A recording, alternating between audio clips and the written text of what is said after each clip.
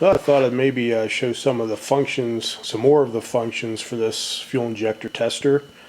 I'll just go down the list here. What I'll do is some of these tests take 5 or 10 minutes, so I'll just start it on like the first 15-20 seconds, shut it off, and then start it again on the last 15 or 20 seconds towards the end of the cycle. But this first one here is the idling test. So I'll start this first just to make sure I have my correct pressure.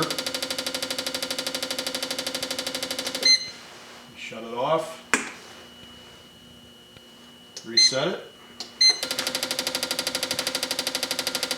Just let this go for about 10 or 15 seconds, and then I'll shut it off and then start it back up in the last 10 or 15.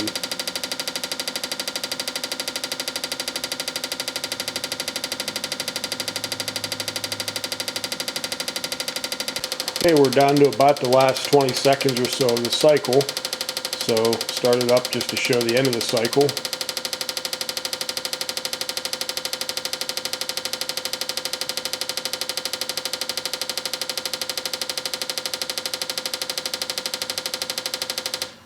Okay, and there's the end of the cycle. 5 minutes on the idling test.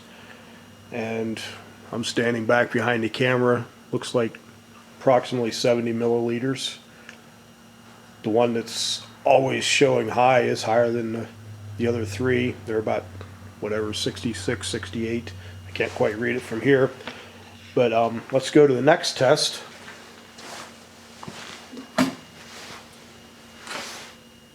Now, I already showed the medium speed test, and the high speed test I can't do because the shortest time frame of this unit is 1 minute, and in 1 minute this highest flow injector will fill this clear up and actually cause it to overflow. So I'll go to the accelerating test next, and this is where this fluctuation in the pressures becomes a real issue, and I'll show you why here.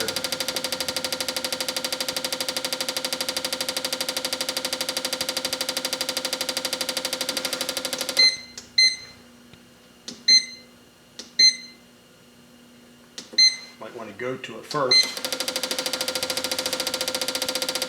See how that accelerates? Well, as it does, the pressure drops. Basically what this simulates is you starting basically from a stop and then accelerating up to a certain speed. But with the pressure fluctuating like that, that's not a valid test. So I'll crank the pressure up here a little bit, and I'll just do the test anyways. And it doesn't take really long, so I'll just show the entire test on this one.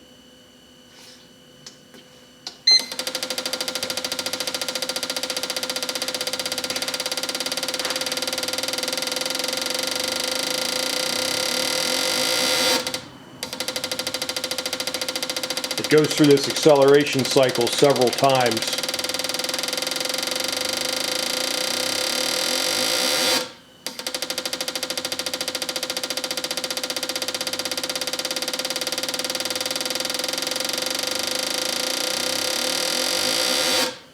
But watch how the pressure drops off every time you go to the high acceleration. That's the end of the test there.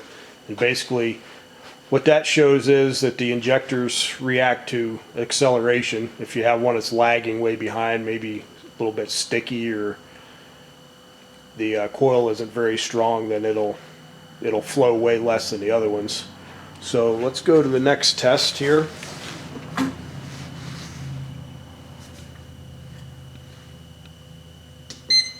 Number 6 is the shifting speed test. I'll hit this again just to demonstrate it before we do it for real. Basically it simulates going at like in low gear, and then it'll speed up for high gear, or a middle gear, and then high gear.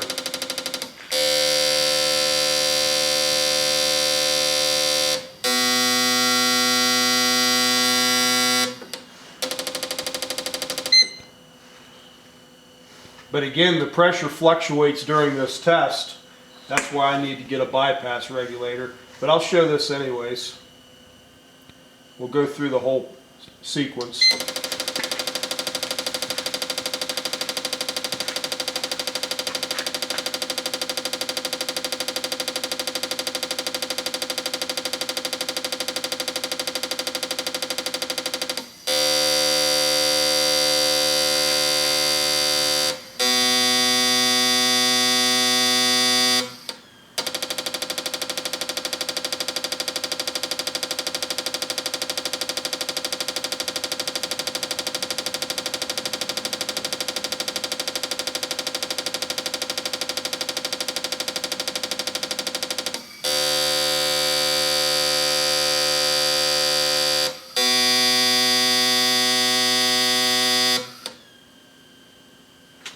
Okay, that's the end of that test. And that test is also useful because you have 3 different speed changes and they're sudden and abrupt, somewhat similar to if you were shifting a manual transmission. And again, if you happen to have an ejector that lags, it'll show up on this test.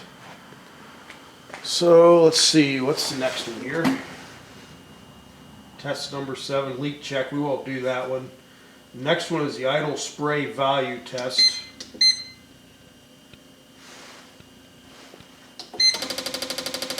Now this one here, you can, it doesn't have a fluctuation in pulse width, so you can adjust for a correct pressure.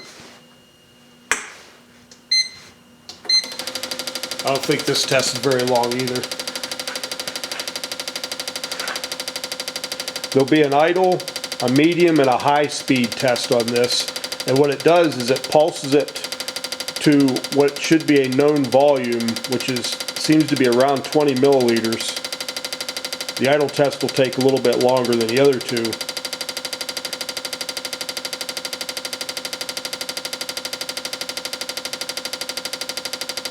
But each one of these tests are designed to show, any sort of lags or weakness in any of the injectors. So it's actually a pretty thorough test overall.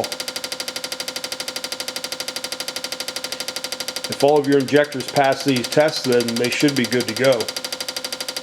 And these injectors have not been cleaned yet. These were given to me by a coworker and they were pulled out of his vehicle, and I have not cleaned them or done anything to them yet.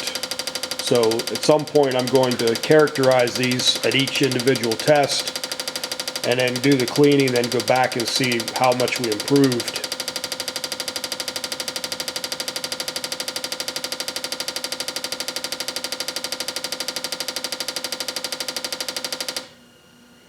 They're about 20 milliliters. So in the next test, it's the medium speed. Now I'll have to start this and adjust the pressure.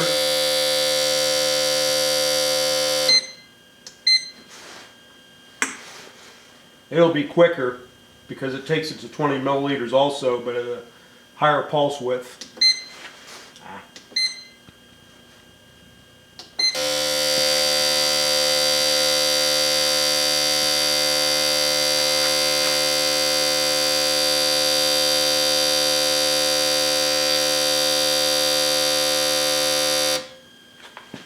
See that, right to 20 milliliters. And they all match pretty close. The one was a little bit higher than the other 3 are pretty close to the same, just like about every test. Okay, number 10 is the high speed value. So we'll hit that and we'll have to adjust the pressure again.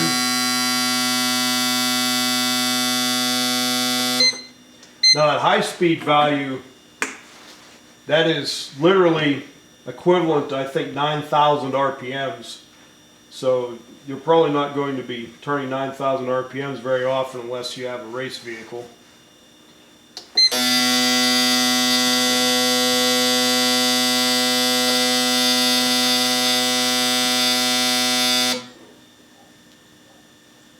Okay, and that's the end of that test. And then from there on out, most of the other tests are reverse flush and so on and so forth.